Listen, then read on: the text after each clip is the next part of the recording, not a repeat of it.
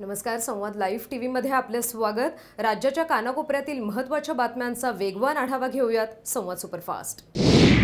देशभरात लोकसभा निवडणुकीतील पहिल्या टप्प्याचं मतदान आज पार पडतंय। देशातील 18 राज्य आणि 2 केंद्रशासित प्रदेशांमध्ये 91 मतदारसंघात मतदान होत आहे।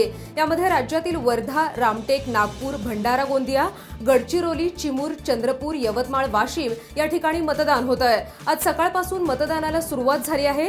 राजकीय नेत्यांसह सामान्य नागरिकांची मतदानासाठी मतदान केंद्रांवर गर्दी होतीये। सुरक्षेसाठी प्रत्येक मतदान केंद्रावर चोख पोलीस बंदोबस्त तैनात आहे। राष्ट्रवादी काँग्रेसचे माजी आमदार बापू पठारे यांच्या अडचणीत वाढ होण्याची शक्यता आहे, कारण त्यांच्या सुनेनं मंगळवारी मुख्यमंत्र्यांच्या पुण्यातील भर सभेत मुख्यमंत्र्यांकडे तक्रार केली आहे। मुख्यमंत्र्यांचं भाषण सुरू असताना मला न्याय हवा आहे अशी मागणी पठारे यांच्या सुनेनं केली आहे। यावेळी मुख्यमंत्र्यांनी त्यांना समजावून सांगत या प्रकरणी चौकशी करू असं आश्वस्त केलंय। काही दिवसांपूर्वी राज्य महिला आयोगाकडे सासरच्या मंडळींकडून आपल्या छळ होत असल्याची आणि जीवाला धोका असल्याची तक्रार त्यांनी केली होती। मात्र याबाबत पोलिसांनी अद्याप कोणतीही कारवाई न केल्यानं मुख्यमंत्र्यांच्या सभेत पठारे यांच्या सुनेनं तक्रार केली आहे। दरम्यान या सगळ्या घटनेनंतर संध्याकाळी बापू पठारे यांना चौकशीसाठी बोलावण्यात आल्याची माहिती मिळतेय। अभ्यासाचं टेन्शन घेऊन घरातून पळून गेलेली मुलगी पत्रकार, सुज्ञ युवक आणि पोलीस अधिकाऱ्यांमुळे सुखरूप सापडली आहे। बीडमध्ये ही घटना घडली आहे। अभ्यासाचं टेन्शन आल्यानं ही मुलगी घरातून पळून जामखेड बस स्थानकावर आली होती। यावेळी युवकांनी आणि पत्रकारांनी सुजाणपणे याची माहिती तात्काळ पोलिसांना कळवली। पोलिसांनी ही घटनास्थळी पोहोचून मुलीला सुखरूप तिच्या आई-वडिलांकडे सुपूर्द केलं आहे। उद्या म्हणजेच 12 एप्रिल रोजी लोकसभा निवडणुकीच्या पार्श्वभूमीवर पंतप्रधान नरेंद्र मोदींचा अहमदनगर दौरा आहे।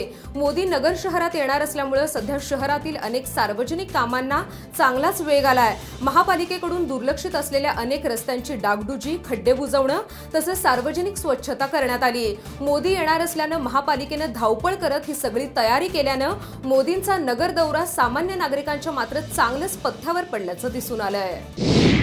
मुख्यमंत्र्यांच्या बंदोबस्ताच्या ड्युटीवरून परत येत असताना काल महिला पोलीस शिपाईचा अपघाती मृत्यू झाल्याची घटना घडली आहे। सोलापुरातील अक्कलकोट येथे मुख्यमंत्री देवेंद्र फडणवीस यांच्या सभेला आरती दीपक साबळे या महिला पोलीस शिपाई बंदोबस्तासाठी होत्या। ड्युटी संपून दुचाकीवरून येत असताना एसटी बसच्या धडकेत आरती यांचा अपघाती मृत्यू झालाय। त्यांच्या पश्चात मोठा परिवार, 3 वर्षांची मुलगी आणि 1.5 वर्षांचा मुलगा आहे। या घटनेमुळे दोन्ही लहानग्यांचं मातृछत्र हरपल्यानं सध्या परिसरातून हळहळ व्यक्त होत आहे।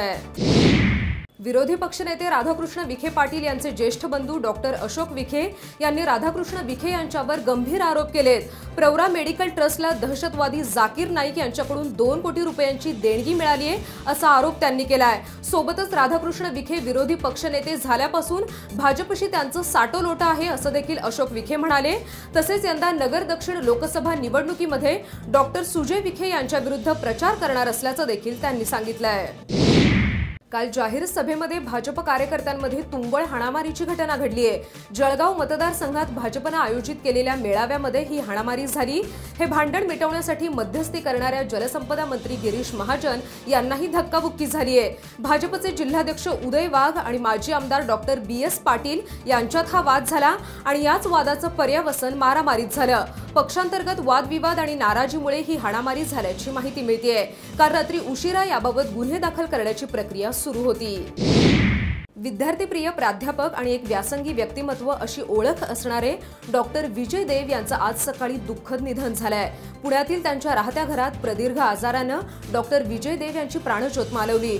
डॉक्टर विजय देव हे प्रसिद्ध लेखक गोनी दांडेकर यांचे जावई तर प्रसिद्ध अभिनेत्री मृणाल कुलकर्णी यांचे वडील होते। आज सकाळी 11 वाजता त्यांच्या पार्थिवावर वैकुंठ स्मशानभूमीत अंत्यसंस्कार करण्यात आले। त्यांच्या निधनामुळे पुण्याच्या शिक्षण वलयातील एक अभ्यासू व्यक्ती हरपल्याची भावना सध्या व्यक्त होत आहे।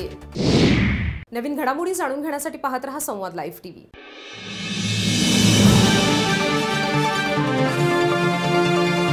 संवाद लाईव्ह टीव्ही, आपला विश्वास, आपलं चॅनल।